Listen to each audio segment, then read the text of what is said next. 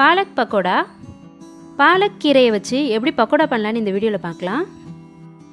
தேவையான பொருட்கள்: ஒரு கட் பாலக்கீரை, 2 வெங்காயம், நீங்கள் வெங்காயம் எக்ஸ்ட்ரா கூட போட்டுக்கலாம், 2 உருளைக்கிழங்கு, 3 பச்சை மிளகாய், 1 ஸ்பூன் இஞ்சி பூண்டு பேஸ்ட்டு, 1/2 கப் கடலை மாவு, 1 ஸ்பூன் ஓமம், 1 ஸ்பூன் மிளகாய்த்தூள், 1 ஸ்பூன் சீரகம், தேவையான அளவு உப்பு, கொஞ்சமாக பெருங்காயத்தூள், 1 எலுமிச்சை பழம்.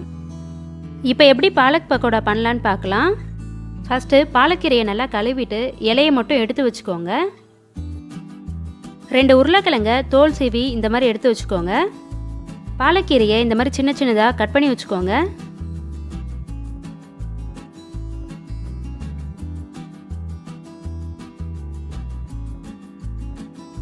பாலக்கீரையோட இலையெல்லாம் இந்த மாதிரி மடித்து வச்சுக்கிட்டு அப்புறம் சின்ன சின்னதாக கட் பண்ணுங்கள். இப்படி பண்ணால் கொஞ்சம் கட் பண்ணுறதுக்கு ஈஸியாக இருக்கும்.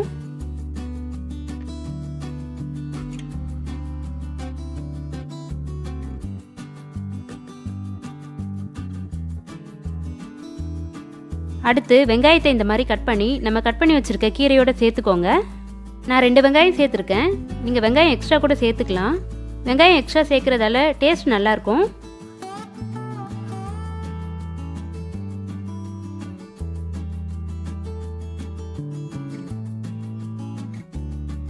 அடுத்து நம்ம தோல் சீவி வச்சுருக்க உருளைக்கிழங்கையும் அதே மாதிரி சின்ன சின்னதாக கட் பண்ணி நம்ம கட் பண்ணி வச்சுருக்க அந்த கீரையோட சேர்த்துக்கோங்க.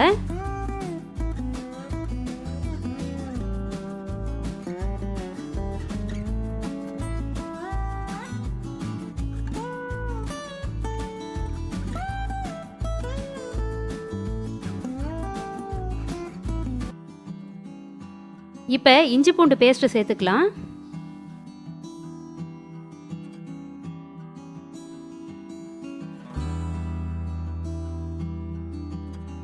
மூணு பச்சை மிளகாவையும் இந்த மாதிரி கீறி போட்டுக்கோங்க. அடுத்து 1 ஸ்பூன் ஓமம் சேர்த்துக்கோங்க.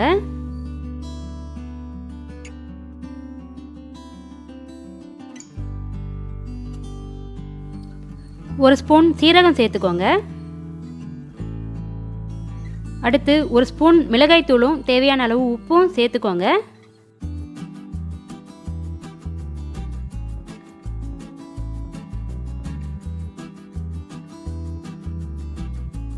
கொஞ்சமாக பெருங்காயத்தூள் சேர்த்துக்கோங்க.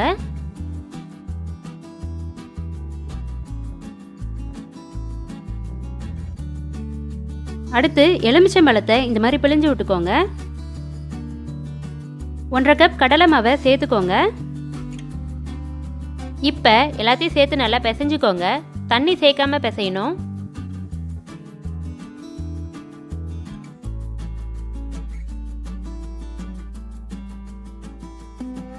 இந்த மாதிரி நல்லா பிசைஞ்சுக்கோங்க.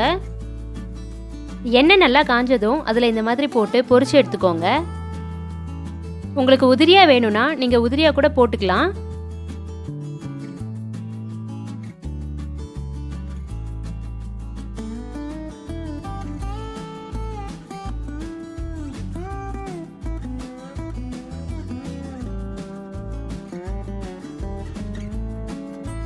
மீடியம் ஃப்ளேமில் வச்சுக்கோங்க.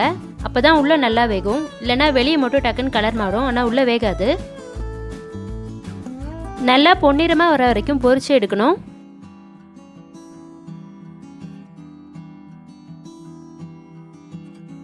கொஞ்சம் நல்லா வெந்ததும் இந்த மாதிரி திருப்பி விட்டுக்கோங்க.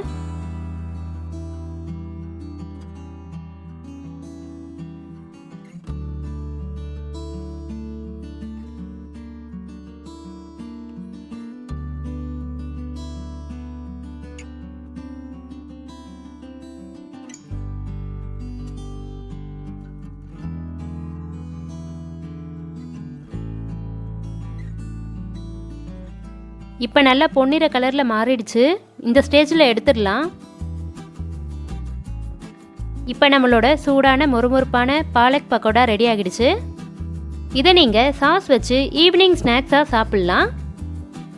நீங்களும் உங்கள் வீட்டில் இந்த பாலக் பக்கோடாவை செஞ்சு ட்ரை பண்ணி பாருங்கள். இந்த வீடியோ உங்களுக்கு பிடிச்சிருந்தா லைக் பண்ணுங்கள், கமெண்ட் பண்ணுங்கள், சப்ஸ்கிரைப் பண்ணுங்கள்.